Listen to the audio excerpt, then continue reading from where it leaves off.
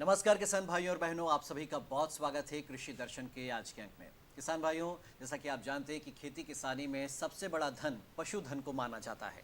हालांकि बदलते वक्त के साथ अब खेती किसानी में संसाधनों का ज़्यादा प्रयोग हो रहा है और पशुधन का कम इस्तेमाल होता है, लेकिन फिर भी हमारे कई किसान भाई अब डेयरी व्यवसाय के जरिए पशुधन से अच्छा मुनाफा प्राप्त कर रहे हैं। और ऐसे में बहुत ज़रूरी हो जाता है कि हम अपने पशुधन की देखभाल करें, जिनमें हमारे मवेशी भी शामिल हैं तो दुधारू पशु भी शामिल है।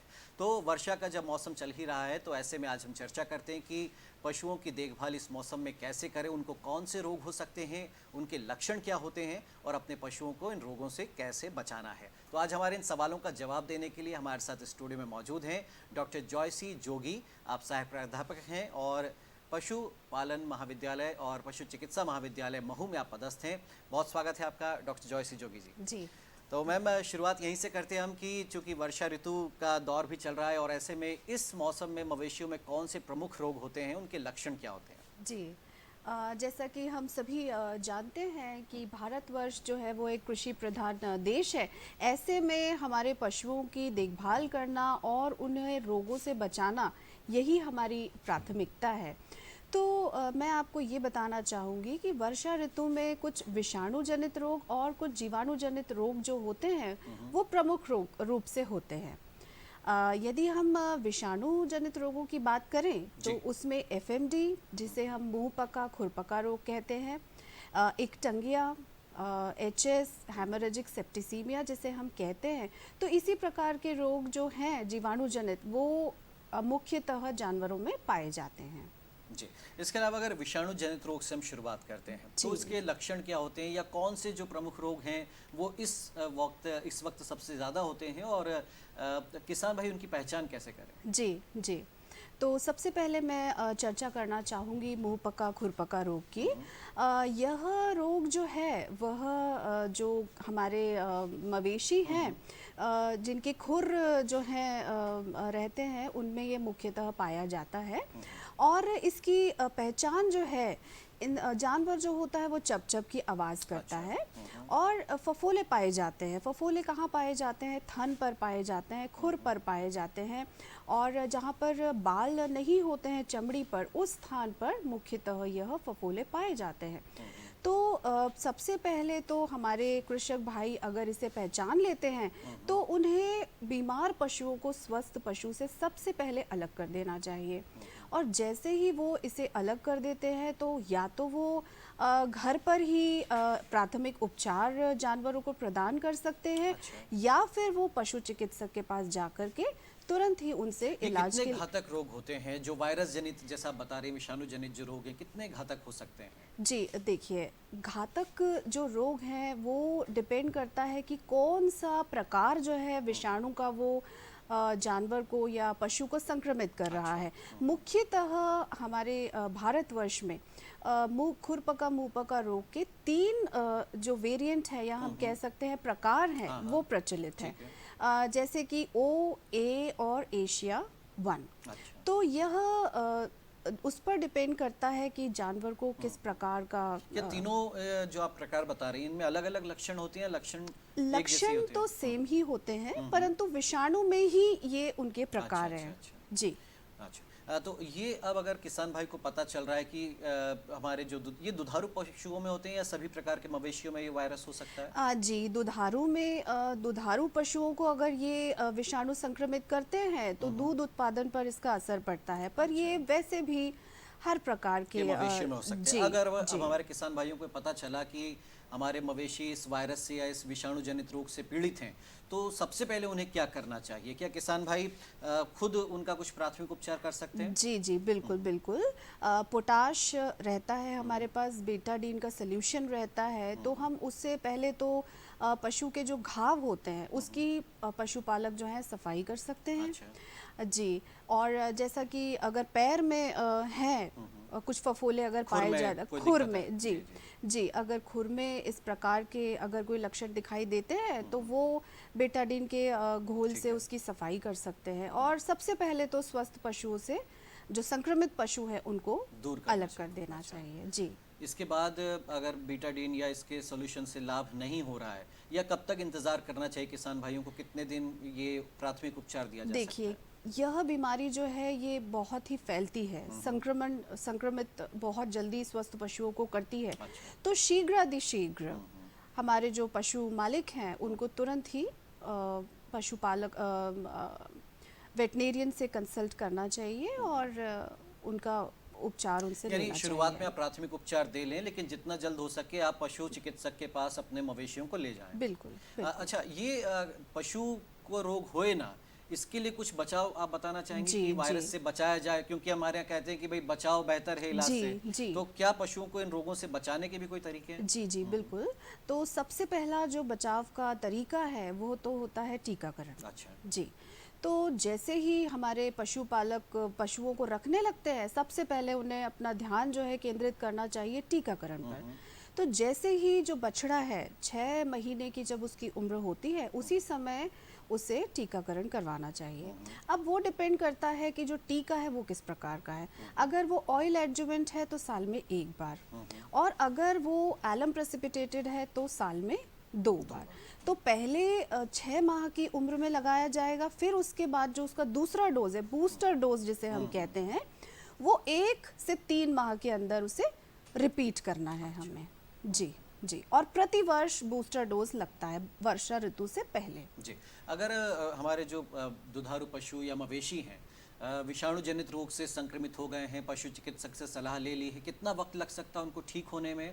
एक तो ये बात, क्योंकि हमारे किसान भाई चिंतित होंगे कि भाई कब तक इन्हें अलग रखना है, कई बार व्यवस्था नहीं हो पाती उस तरीके की। जी, जी। तो और इसके साथ साथ उस समय में कैसे ध्यान रखना है पशुओं का? जी, जी। देखिए, ये बहुत ही ज़रूरी सवाल जो है वो आपने मुझसे पूछा है। कई बार हमारे जो पशुपालक होते हैं उनके पास बहुत सारे पशु होते हैं, परंतु उनके पास रखने की उतनी अच्छी व्यवस्था नहीं हो पाती है। तो ऐसे में पहले तो जैसे ही अगर उन्होंने देख लिया है कि पशु संक्रमित है, तो जैसे ही वो बाड़े में घुसाएं तो उसका फिनाइल से या पोटाश से पैरों को धोएं, तभी जानवर को अंदर घुसने दें। जी। और उसके बाद जैसे अगर जगह नहीं है पर्याप्त, तो ऐसा करना चाहिए कि जो पशु के मुंह से जो लार गिरती रहती है, जो खुरपका मुंहपका में गिरती है, तो उस लार को वो सारे स्वस्थ पशुओं को भी लगा दे। जिससे क्या होगा कि सभी पशु एक ही साथ संक्रमित होंगे और उनका इलाज का जो मैनेजमेंट है, जो प्रबंधन है, वो भी हमारे किसान भाइयों के लिए थोड़ा आसान होगा। अच्छा, इसके अलावा उस दौरान में पशुओं के खान पान या उनको वर्षा के आसपास अगर जो बाड़ा है या जो गौशाला है वहाँ पर और क्या किया जा सकता है? जैसे कई बार मच्छर भगाने के लिए धुएं का इस्तेमाल होता है या जी। बाकी चीज़ें, तो क्या ऐसा कुछ विषाणु जनित बीमारियों में भी हो सकता है क्या? जी, जी, बिल्कुल हो सकता है। जो बाड़ा है वो तो हमें हमेशा ही साफ सुथरा रखना है, ताकि क्योंकि पशु ऑलरेडी स्ट्रेस में होता है, वह बीमारी से संक्रमित होता है, तो उसकी जो हालत है वो तो वैसे ही कमज़ोर होती है। तो ऐसी स्थिति में दूसरे परजीवी या दूसरे विषाणु या रोगाणु और अटैक ना करें उस जी, पर। जी। तो हमें सफाई का तो हमेशा ही ध्यान रखना है, और उनको खान-पान का जो हम दे रहे हैं वही दें, परंतु ऐसा चारा ना दें कि उसके मुंह में और चोट लगे, क्योंकि फफोले मुंह पर भी हैं। जी। चलिए, तो ये तो हमने वायरस जनित रोगों की बात की किसान भाइयों। अब हम जो जीवाणु जनित रोग होते हैं उनकी हम चर्चा करते हैं। जी। तो इसके बारे में बताइए मैम कि ये किस तरह के रोग होते हैं, किस प्रकार के पशुओं में हो सकते हैं रोग, इनकी पहचान क्या, लक्षण क्या होते हैं? जी, जी। तो अभी हमने विषाणु के रोगों में बात करी जिसमें कि मृत्यु दर बहुत कम थी, परंतु जब भी हम जीवाणु जनित रोगों की बात करते हैं अच्छा। तो उसमें मृत्यु दर बहुत अधिक होती है। तो किसानों को थोड़ा और ध्यान रखना है। तो पहला मैं जीवाणु जनित रोग जो मैं आपको बताना चाहूँगी जिसके बारे में, तो वो है गलघोटू। गलघोटू जैसे कि नाम ही बता रहा है, तो पशु का दम घुटता है, अच्छा। पशु के गले में बहुत सूजन आ जाती है, इसमें भी लार टपकती है।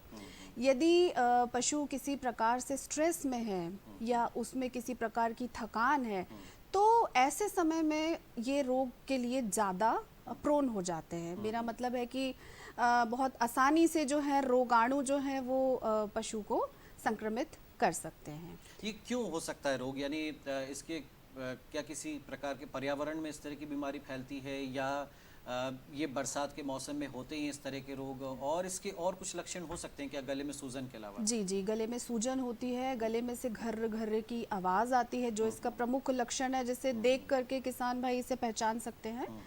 और जी ये वर्षा ऋतु से पहले ही होने वाले रोग हैं, अच्छा। जिससे बचाव हेतु टीकाकरण जो है वो उससे बचाया जा सकता है। जी जी टीकाकरण से बचाया जा सकता बिल्कुल, है। इसमें क्या कुछ प्राथमिक उपचार हो सकते हैं? जी, जैसा कि मैंने आपको बताया कि दम घुटता है पशु का, तो हमें पहला उपचार तो यही करना है जिससे कि जो उसका श्वास जो मार्ग है वो साफ हो जाए। तो उसके लिए जैसे कि हम कपूर की धूनी दे सकते हैं, या ग्लिसरीन से हम उसकी सफाई कर सकते हैं, या ऐसे ऐसे हमें जो भी समझ में आए जिससे कि हम पशु का जो श्वास नली है उसको हम क्लियर कर सके। दूसरा सूजन है, तो सूजन पोटाश के पानी से या बेटाडीन के लोशन से हम उसकी सिकाई कर सकते हैं, जिससे कि सूजन जो है वो गले में कम हो। जी, बिल्कुल। तो ये देखिए जीवाणु जनित रोग ये किस स्टेज में ज़्यादा घातक हो जाते हैं? क्योंकि कई बार मवेशी अगर ज़्यादा संख्या में हैं तो किसान भाई उन पर ध्यान नहीं दे पा रहे हैं, या गलघोटू के लिए आमतौर पर किसान भाई क्या गलती करते हैं? अगर आप लोगों ने केस देखे होंगे ऐसे कि किसान भाई कहाँ चूक कर जाते हैं जिससे कहीं बीमारी बढ़ जाती है या देरी कर देते वो आने में, तो ऐसे में क्या सलाह आप देना चाहेंगे? अगर कोई जीवाणु जनित रोग होता है तो किसान भाई क्या करें सबसे पहले? सबसे पहले तो देखिए, अगर आप ऐसा पहचान पा रहे हैं कि आपका पशु जो है वो किसी प्रकार के लक्षण प्रदर्शित कर रहा है, सबसे पहले तो आप स्वस्थ पशु से उसे अलग करिए। ठीक है। आप प्राथमिक उपचार देखिए, सूजन है तो आप सूजन को किस प्रकार कम कर सकते हैं, फिटकरी के घोल से आप उसे धो सकते हैं, और श्वास लेने में अगर समस्या आ रही है तो आप उसका कुछ उपचार कर सकते हैं। परंतु उसके बाद तो सबसे पहले पशु चिकित्सक से आपको पास सलाह लेना जो है वो अनिवार्य ही है। जी यानी पशु चिकित्सक के पास जाने में देखिए किसान भाइयों आपको देर नहीं करनी है। अगर बिल्कुल। आपका जो मवेशी है खुरपका रोग से या गलघोटू रोग से पीड़ित है, लक्षण आप पहचान जाएंगे बड़ी आसानी से, क्योंकि घाव हो जाते हैं जैसे खुरपका में, तो गलघोटू में सूजन आ जाती है और उससे जो पशु है वो बेहद परेशान होता है। तो ऐसे में आपको तुरंत डॉक्टर के पास जाना है और उसकी सलाह लेनी है। हाँ, बचाव का केवल एक तरीका है, वो है टीकाकरण, और टीकाकरण करवाएं तो पशुओं को आप सुरक्षित रख सकते हैं। हम मैम एक छोटे से ब्रेक ले रुक रहे हैं किसान भाइयों। ब्रेक के बाद जब हम हाजिर होंगे तो एक टंगिया रोग के बारे में हम बात करेंगे, उसके क्या लक्षण होते हैं और कैसे उसका बचाव कर सकते हैं। जल्द हाजिर हो रहे हैं।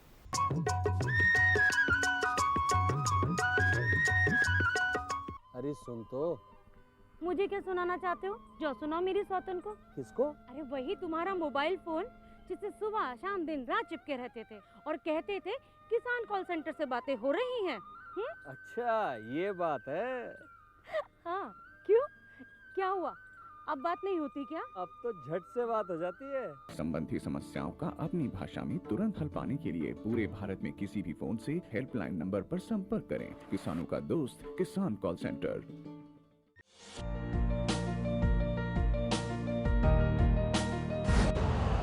यूरिया का स्वदेशी उत्पादन 70 लाख टन बढ़ाने के लिए 6 उर्वरक संयंत्रों का उद्धार किया जा रहा है। FCIL के गोरखपुर, सिंदरी, तलचर और रामागुंडम संयंत्र, HFCL की बरौनी इकाई और BVFCL की नामरू फोर्थ। सोने पर सुहागा ये है कि देश में अब बनेगा सिर्फ नीम लेपित यूरिया, क्योंकि इससे होगा किसानों का फायदा ही फायदा। अनाज का उत्पादन 10% तक बढ़ेगा। बढ़ेगी 10 से 15% नाइट्रोजन क्षमता।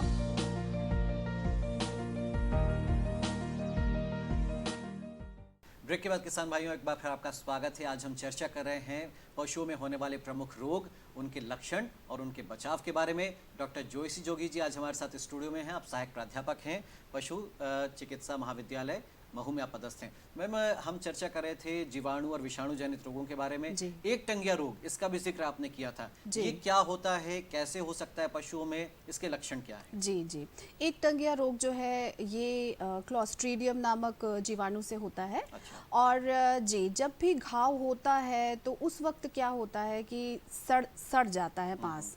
उस वक्त ये जीवाणु जो है वो बहुत ही जल्दी बढ़ता है, जिस वजह से पूरे मांस को वो सड़ा देता है। जब मांस सड़ जाता है तो पशु को चलने में दिक्कत होती है, इसीलिए इस रोग को हम एकटंगिया कहते हैं। तो उससे बचने के लिए, जैसे अगर हमें दिख रहा है कि पशु लंगड़ा कर चल रहा है तो तुरंत हमें उसकी जांच करनी चाहिए कि पशु के पैर में या फफोला हुआ है या मांस सड़ रहा है। इस प्रकार की हमें तुरंत ही जांच करनी चाहिए। और जैसे ही हम पहचान जाते हैं कि अगर मांस सड़ रहा है तो उसी वक्त मलहम लगाएं। और मैंने आपको जैसे कहा कि थोड़ा सा आप प्राथमिक उपचार करें कि जानवर को या पशु को उसी समय थोड़ा सा रिलीफ मिले, थोड़ा उसे ठीक लगे, उसके बाद तुरंत ही आप पशु चिकित्सक से सलाह लेनी चाहिए। जी, इसके अलावा भी जो आपने 3 प्रमुख रोग बताए हैं, इसके अलावा भी क्या कुछ और रोग हो सकते हैं हमारे पशुओं को, अगर उनके बारे में आप बताना चाहें? जी, मैं ज़रूर बताऊंगी, लेकिन इससे पहले BQ के टीकाकरण के बारे में भी बताऊंगी। इसका भी टीका उपलब्ध है जो कि 6 माह से पहले के जो बछड़े हैं उनको लगाना है, और 1 से 3 माह के अंदर इसका फिर से बूस्टर अपने को करना है, दूसरा डोज लगाना है। और प्रतिवर्ष भी वर्षा ऋतु से पहले इसका रिपीट हमें करना है, हर साल हमें लगाना है। जी, आपने मुझसे पूछा कि इसके अलावा भी कोई रोग है। जी, इसके अलावा एक प्रमुख रोग है, जीवाणु जनित है, वो भी जिसे हम एंथ्रैक्स कहते हैं, छड़ रोग भी कहते हैं इसे हम।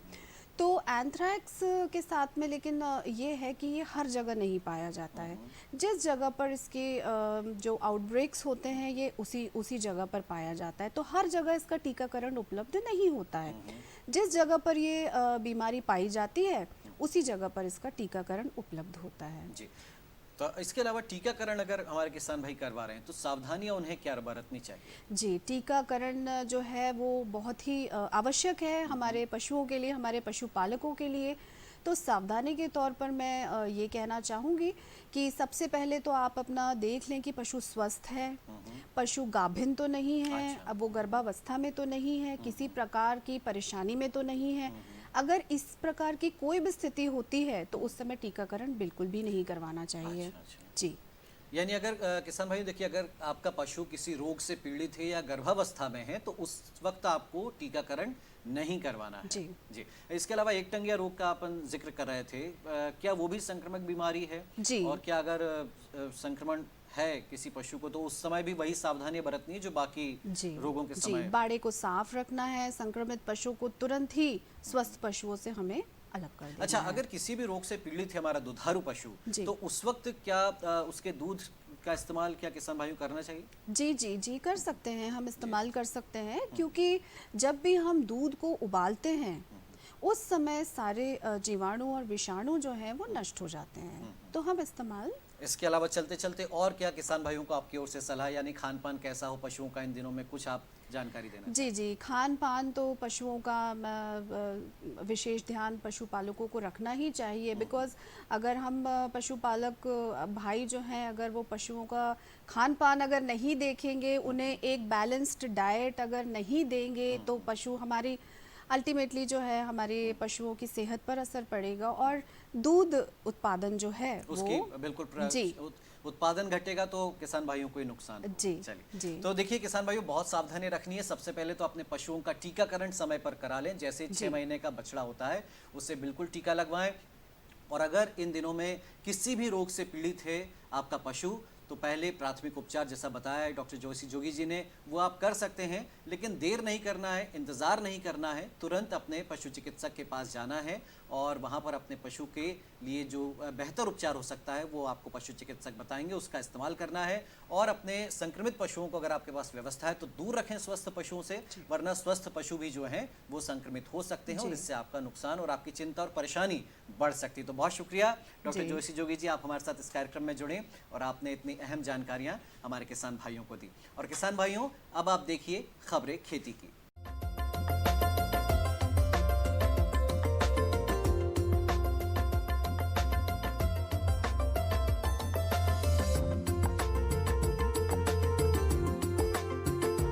किसान भाइयों नमस्कार, खबरें खेती में आपका स्वागत है। आइए नजर डालते हैं आज की खास खबरों पर। देश खाद्यान्न उत्पादन में अग्रणी, 97% खरीफ बुवाई पूरी, किसानों को ऑनलाइन मिलेंगे अनुज्ञा पत्र, किसान भाई अन्य व्यवसाय भी अपनाएं और आंवला को रतुआ रोग से बचाएं किसान भाई। और अब खबरें विस्तार से। केंद्रीय कृषि एवं किसान कल्याण मंत्री नरेंद्र सिंह तोमर ने कहा है कि भारत ने खाद्यान्न के क्षेत्र में बड़ी उपलब्धि हासिल की है। कृषि व संबद्ध उत्पादों में हमारा देश दुनिया में नंबर 1 या 2 पर है। हमारे किसानों व वैज्ञानिकों की इतनी ताकत है कि हम दुनिया में प्रतिस्पर्धा करें तो लगभग सभी जिनसों में नंबर 1 हो सकते हैं। आज इतना उत्पादन व बढ़ती हुई उत्पादकता हम सबके लिए गौरव का विषय है। श्री तोमर ने यह बात किसानों के लिए राष्ट्रीय खाद्य एवं पोषण अभियान का शुभारंभ करते हुए कही। इसका आयोजन भारतीय कृषि अनुसंधान परिषद ने किया है। इस मौके पर श्री तोमर ने कहा कि वर्षा आधारित व अन्य क्षेत्रों में कब कौन सी खेती हो व किन बीजों को इजाद किया जाए, इस पर ICMR सफलतापूर्वक काम कर रहा है। प्रदेश के किसानों ने इस साल विपरीत परिस्थितियों के बावजूद खरीफ फसलों की बुवाई 97% पूरी कर ली है। खरीफ की बोनी अब अंतिम चरण में है। अभी तक प्रदेश भर में 145 लाख हेक्टेयर में खरीफ बुवाई की गई है, जो चालू खरीफ सीजन के निर्धारित लक्ष्य का 97% है। गत वर्ष समान अवधि में 144 लाख हेक्टेयर में खरीफ बुवाई हुई थी। कृषि संचालनालय से प्राप्त जानकारी के अनुसार सोयाबीन एवं तिल को छोड़कर लगभग सभी खरीफ फसलों की बुवाई इस साल के निर्धारित लक्ष्य से अधिक हुई है। सोयाबीन मात्र 56 लाख हेक्टेयर में बोया जा सका है, जबकि पिछले साल समान अवधि में 58 लाख हेक्टेयर में सोयाबीन की बुवाई हुई थी। चालू सीजन में 61 लाख हेक्टेयर में सोयाबीन बुवाई प्रस्तावित की गई थी। धान की बुवाई निर्धारित लक्ष्य के करीब पहुंच गई है। अभी तक 33 लाख हेक्टेयर में धान की बुवाई एवं रोपाई की गई है।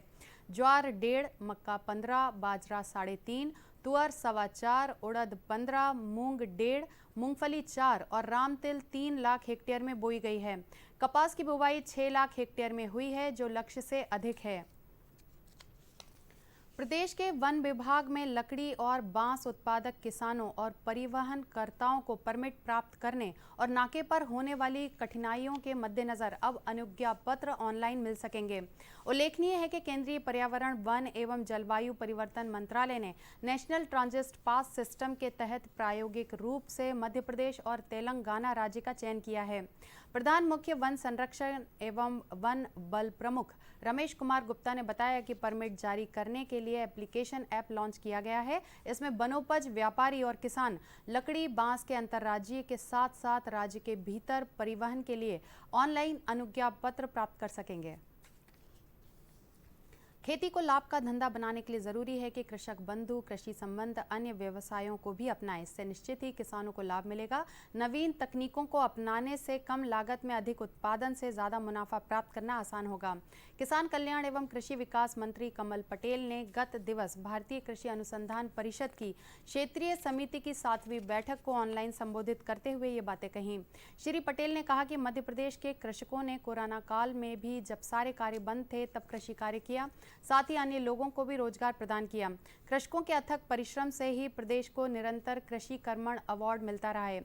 श्री पटेल ने कृषकों के आर्थिक सशक्तिकरण और खेती को लाभ का धंधा बनाने के लिए और कृषि को और भी अधिक बेहतर बनाने के लिए समुचित कदम उठाने की आवश्यकता भी जताई।